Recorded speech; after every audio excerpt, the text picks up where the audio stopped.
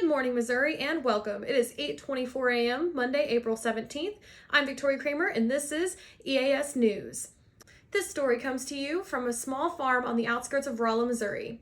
New farming methods have come to light to increase soil health and decrease carbon emissions. Our reporter on site, Cameron, has the latest details. Over to you, Cameron. Thanks for the introduction, Victoria. So I'm here with our resident scientist, Shelby, and she's here to speak a little bit more on no-till farming. Hi, my name is Shelby, and I would like to talk about no-till/low-till farming. So some of the benefits of this, whenever you have that less soil interaction that no-till farming involves, it really allows the microbial communities within the soil to thrive. You're just not, bothering them as much, and this is going to increase your soil health, and this is going to allow your crops, whatever it may be, to thrive and to just really take off a little bit better because of that increase in microbial activity within the soil. Additionally, whenever you consider rainfall events, the water that falls is going to be retained in the soil a lot better if you don't till it. This is just due to the more compact soil as opposed to this broken up, low microbe present soil.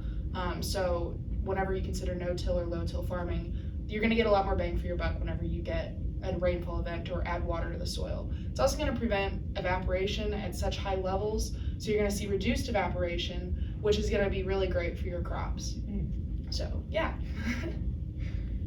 So I was wondering, and I'm sure a lot of other watchers are wondering too, so in such a windy area like Missouri, does no-till farming have benefits to that as well? Yeah, so whenever you consider like a really high wind area, especially like Missouri, there are going to be reduced amounts of topsoil that's going to blow off because that soil is a lot more compact, it's a lot healthier, and it's a lot moister.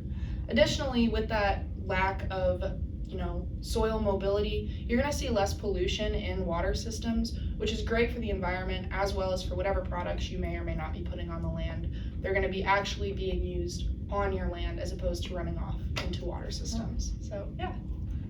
Well, that's awesome. Thank you for the introduction on no-till farming. Thank you. And for our next guest, I'll be interviewing a farmer, Grant. So after that last interview, I'm here with Grant, and he's here to talk to us about his personal benefits that he has seen after implementing no-till farming.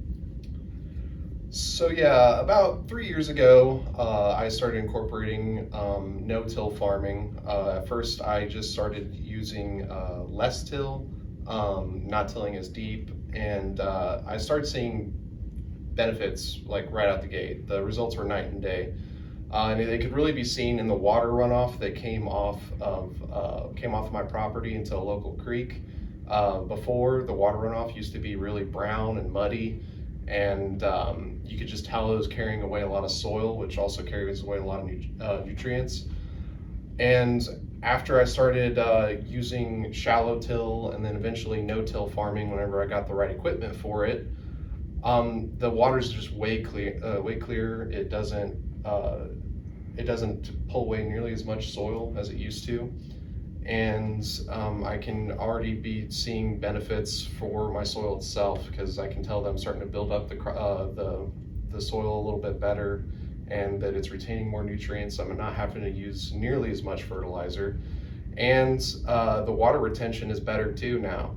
So it actually retains more water. So in the dry spells, I don't have to water the crops as much because it's holding on to it for longer periods. And that's really starting to have an effect on my water bill. I'm starting to save some money on water and fertilizer. So the results are there. They speak for themselves. Yeah. Well, great. Thank you for your time, Grant. And I'll pass it back to Victoria at the station.